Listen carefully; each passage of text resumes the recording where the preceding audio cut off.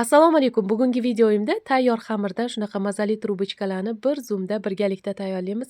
Shirinlik yaxshi ko'ruvchilar videoga bitta layk bosib, kuzatishda davom etamiz.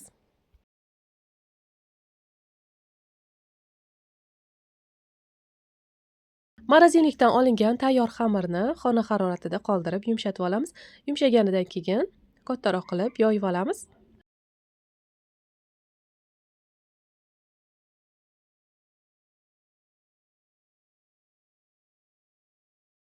Un sepib, xamirni kattaroq qilib yoyib olamiz. Juda ham yupqa ham yoyib olmaymiz, qalin ham bo'lib qolmasin. O'rtacha yupqalikda yoyib olib, lentalarga kesib olamiz.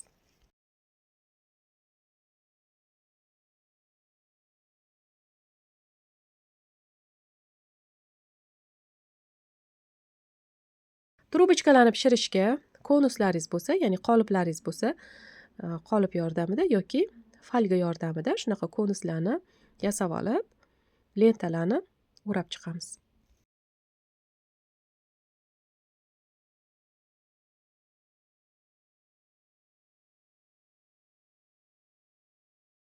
Bu orada gaz duxovkamizda yoki pechda pishiradigan bo'lsak, pechimizni ham yoqib qizdirib qo'ygan bo'lishimiz kerak. Hamma konuslarni xuddi shunaqa qilib o'rab olamiz. Agar lentalaringiz kaltalik qilsa, yana shu joyidan ulab o'rab olishingizga bo'ladi.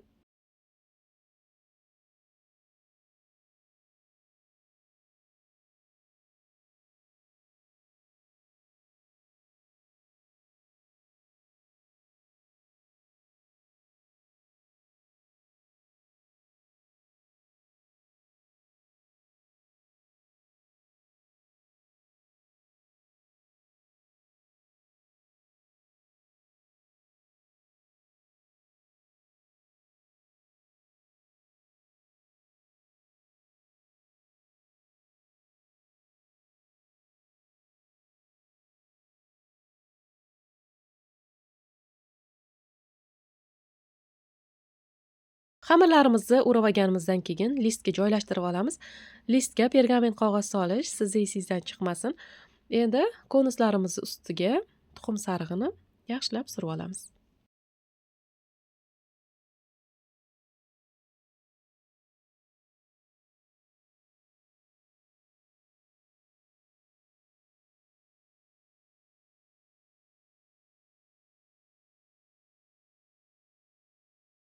Endi pishirishga yuboramiz. Pishirish jarayoni qizigan gaz duxovkasida 150 gradusda 15-20 minut davomida pishirib olamiz. Juda ham qizartirib pishirib olmaymiz.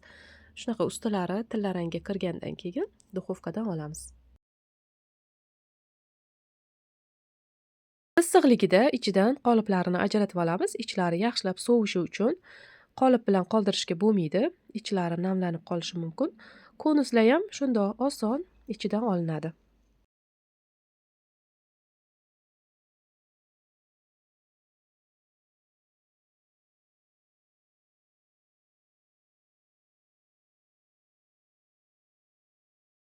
Bitta tayyor xamirdan 15 dona trubочкаlar hosil bo'ldi. Men ikkita xamir ishlatdim. Hammasi bo'lib 30 ta trubочкаlar tayyor.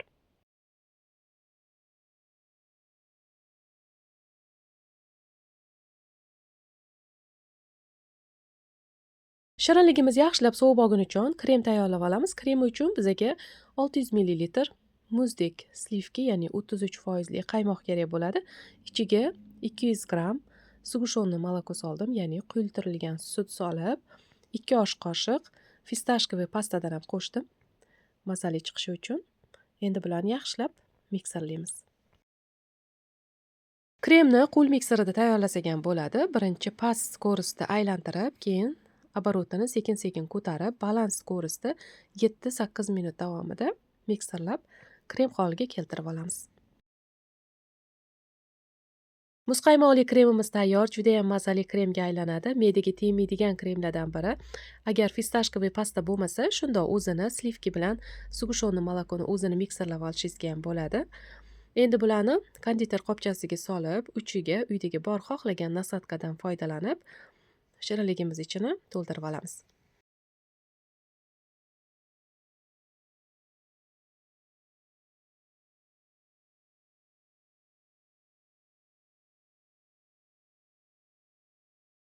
Shirinligimiz deyarli tayyor. Ustilarini shakar kukuni bilan bezatib olishingizga bo'ladi. Kremiga fistashkoviy pasta qo'shganim uchun ustini ham kamroq fistashka mag'zi bilan bezatdim.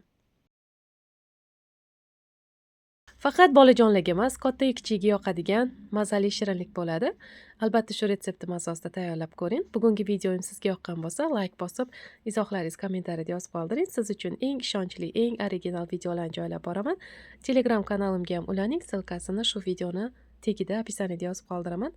E'tiboringiz uchun rahmat. Keyingi videolarda g'oyibona ko'rishguncha sog' omon bo'ling.